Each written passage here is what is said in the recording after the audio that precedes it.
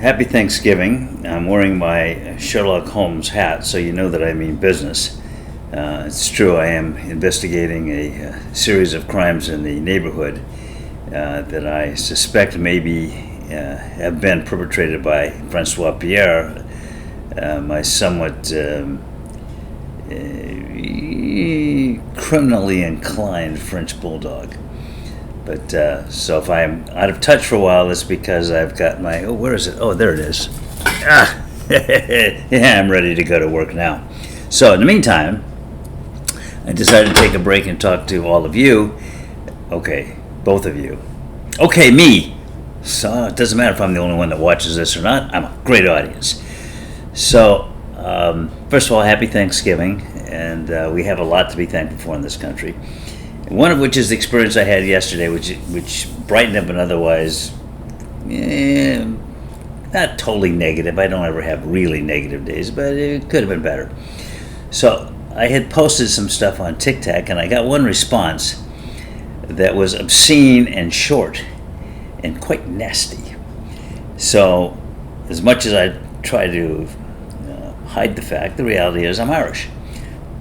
So my inclination was to go back at him. Oh yeah? Well, so are you, and 3 times as much. Then I got to thinking, well, what does that accomplish?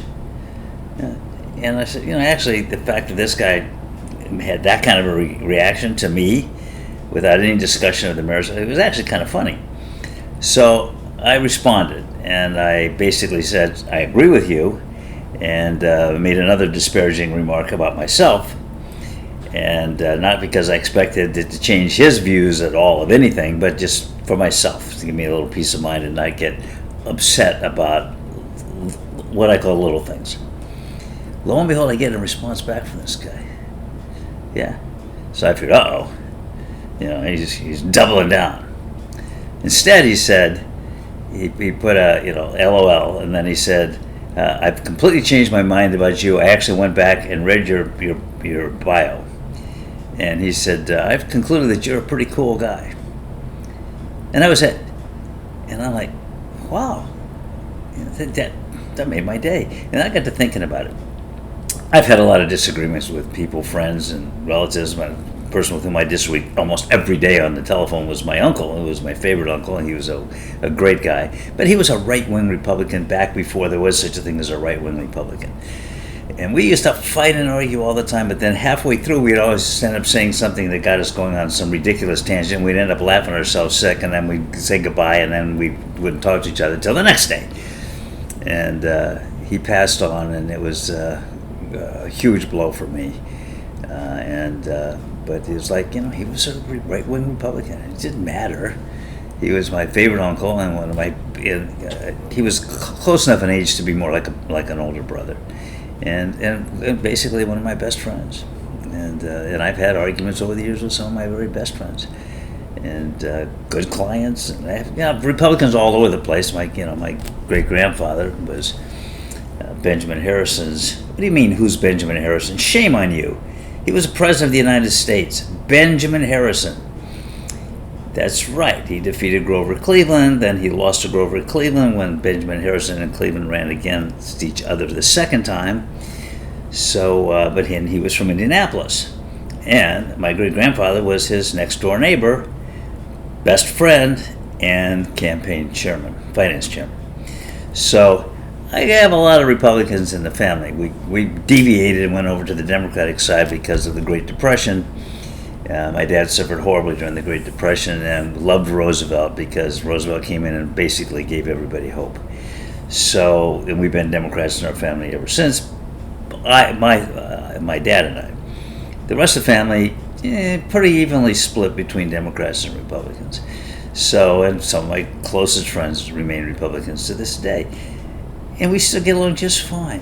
Mainly because we have the same sense of humor, and we laugh about the same things, and we point out the absurdities of each other's and our own positions. And as long as we can laugh, that's really the glue that keeps this country together. You stop and think about it. We have a unique sense of humor. I've traveled a lot in my lifetime. Not because I wanted to, I kept getting kicked out of places. But I've spent a lot of time giving speeches, frankly, all over Europe, all over South America, all over Asia. And when I go over to give a speech or take a deposition, that's happened on occasion, I will stay on. I'll stay on. So if I'll give a speech, I'm usually paid to go over there.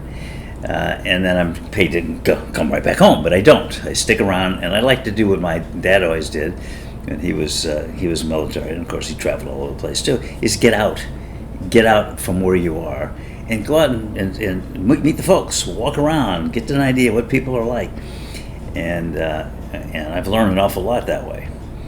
But one thing I have learned is not everybody shares our sense of humor. We live this sort of put down humor gently, and it's obviously meant in a teasing fashion, and often it's actually flattery. But in other countries, they don't have that, and they think that when we're teasing, that we mean it seriously. And I think the reason we have this kind of teasing sense of humor that permeates our country, and I've lived all over this country as well, is that because we come from so many places and so many backgrounds, that if we didn't do that, we'd be at each other's throats all the time. But we do it, and there's a tremendous appreciation, maybe not with the political class, but with the people, for each other's diverse backgrounds.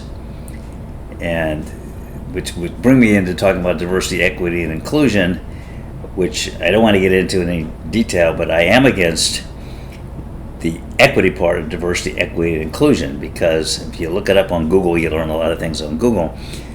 The term equity is meant to be distinct from equality.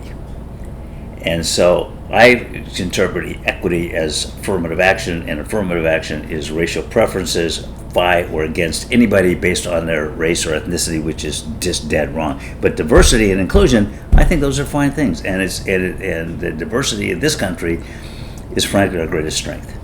So that's enough. I basically wanted to say happy Thanksgiving to all of you, and even those of you who aren't listening, which is, I did a rough calculation of the percentage of people in this country who are not following me, and it was a disturbingly large number. So I'm not going to talk about that. I'm just going to say au revoir, adios, goodbye, and have a great day, etc., etc., etc., and bye-bye.